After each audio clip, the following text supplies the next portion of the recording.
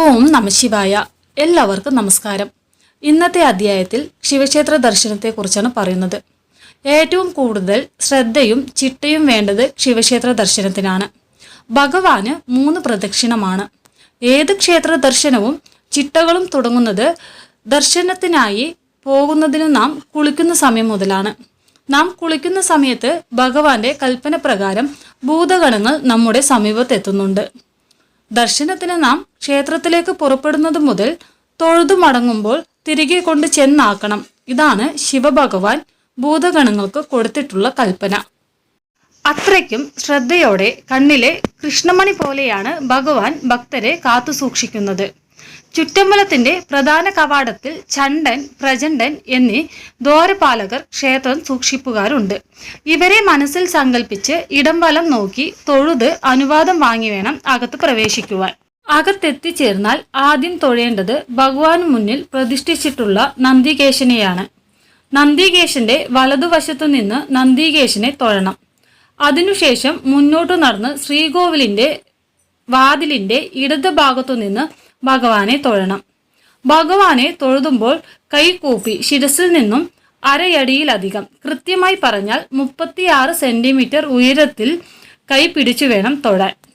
അതിനുശേഷം തിരിഞ്ഞു നടന്ന് നന്ദിയുടെ വലതുവശത്ത് വന്നു നിന്ന് നന്ദിയെ തൊഴുത് നന്ദിയുടെ പിന്നിലൂടെ ഓവുചാലിന് അടുത്തെത്തി നിൽക്കണം. അവിടെ നിന്ന് ശ്രീകോവിലിന്റെ താഴിക കുടം നോക്കി കൂപ്പിയ കൈകൾ മൃദുവായി 3 പ്രാവശ്യം കൊട്ടിത്തൊഴുത് തിരിഞ്ഞു നടന്ന് നന്ദിയുടെ പിന്നിലൂടെ നന്ദിയുടെ വലതുവശത്ത് വന്നു നിന്ന് നന്ദിയെ തൊഴുത് ശ്രീകോവിലിനടുത്ത് ചെന്ന് ഭഗവാനെ തൊഴണം. അവിടെ നിന്ന് വലത്തോട്ട് നടന്ന് ഓവിന് അടുത്തെത്തി നിന്ന് താഴികുടം നോക്കി കൂപ്പിയ കൈകൾ മൃദുവായി തൊഴുതു കൊട്ടി തിരിഞ്ഞു നടന്ന് ശ്രീകോവിലിനു മുന്നിലെത്തി ഭഗവാനെ തൊഴുത് തിരിഞ്ഞു നടന്ന് നന്ദികേശനെ വലതുവശത്ത് വന്നു നിന്ന് നന്ദികേശനെ തൊഴണം. ഇത്രയും ചെയ്യുമ്പോഴാണ് ശിവക്ഷേത്രത്തിൽ ഒരു പ്രദക്ഷിണം പൂർത്തിയാകുന്നത്. ഇങ്ങനെ 3 പ്രാവശ്യം ആവർത്തിക്കുമ്പോഴാണ് 3 പ്രദക്ഷിണമാവുന്നത്. ഒരു പ്രദക്ഷിണത്തിൽ നന്ദികേശനെ 4 പ്രാവശ്യവും ഭഗവാനെ 3 പ്രാവശ്യവും തൊഴണം. ഭക്തർ ഒരു കാരണവശാലും അറിഞ്ഞോ അറിയാതെയോ ശിവക്ഷേത്രത്തിൽ ഓവ് മുറിച്ച് കടക്കരുത്. നന്ദികേശനും ഭഗവാനും തമ്മിലുള്ള ദർശനം മുറിച്ച് കടക്കുന്നത് ഭഗവാന്റെയും നന്ദികേശന്റെയും കോപത്തിന് കാരണമാകും. ഭഗവാന്റെ പുറകുവശത്തായി പാർവതി ദേവി ഇരിക്കുന്നു എന്നാണ് സങ്കല്പം. പുറകുഭാഗത്തുള്ള പാർവതി ദേവിയെ സങ്കല്പിച്ചാണ് പിൻവിളക്ക് വഴിപാട് നടത്തുന്നത്. ശിവക്ഷേത്ര ദർശനത്തിന് യഥാർത്ഥ ഫലം ലഭിക്കണമെങ്കിൽ പാർവതി ദേവിക്ക് പിൻവിളക്ക് കൂടി ഭക്തർ നടത്തണം. ഭഗവാന് ഏറ്റവും പ്രിയപ്പെട്ട വഴിപാട് ജലധാരയാണ്. ജലധാരപ്രിയോ ശിവൻ എന്നാണ് പ്രമാണം. നന്ദ്യാർവട്ടം, ചെമ്പകം, താമരപ്പൂവ്, പുന്ന, കരിങ്കൂവളം, വെള്ളയരിക്കിൻ പൂവ്, മഞ്ഞ അരളിപ്പൂവ്, 3 ഇതളുള്ള കൂവളത്തില ഇവയാണ് ശിവഭഗവാന് ഏറ്റവും പ്രിയപ്പെട്ട പുഷ്പങ്ങൾ. ഭഗവാന് 1000 വെള്ളയരിക്കിൻ പൂവ് കൊണ്ട് ആരാധന നടത്തുന്ന ഫലം ഒരു മഞ്ഞ അരളിപ്പൂവ് കൊടുത്താൽ ലഭിക്കും. ഇത്രയും മഞ്ഞ അരളിപ്പൂവ് കൊടുത്താൽ ലഭിക്കുന്ന ഫലം 3 ഇതളുള്ള ഒരു കൂവളത്തില സമർപ്പിച്ചാൽ മതി.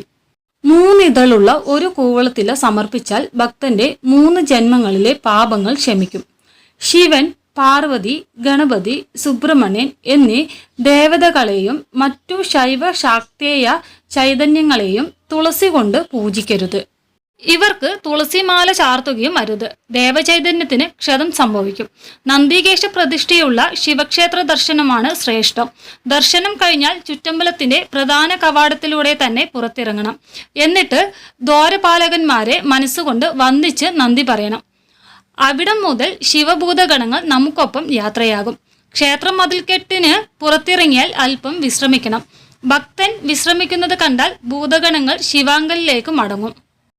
വിശ്രമിക്കുന്ന സ്ഥലം വരെ ഭക്തരെ അനുഗമിക്കാനേ ഭഗവാൻ നിർദ്ദേശിച്ചിട്ടുള്ളൂ. ഭൂതഗണങ്ങളെ അധികം കഷ്ടപ്പെടുത്താതിരിക്കാനാണ് ഭക്തർ അല്പനേരം ഇരുന്ന് വിശ്രമിക്കണം എന്ന് പറയുന്നത്. ദേവന്മാരിൽ ഏറ്റവും ശാന്തനും സന്തോഷവാനും ഭക്തജനപ്രിയനും ശിവഭഗവാനാണ്.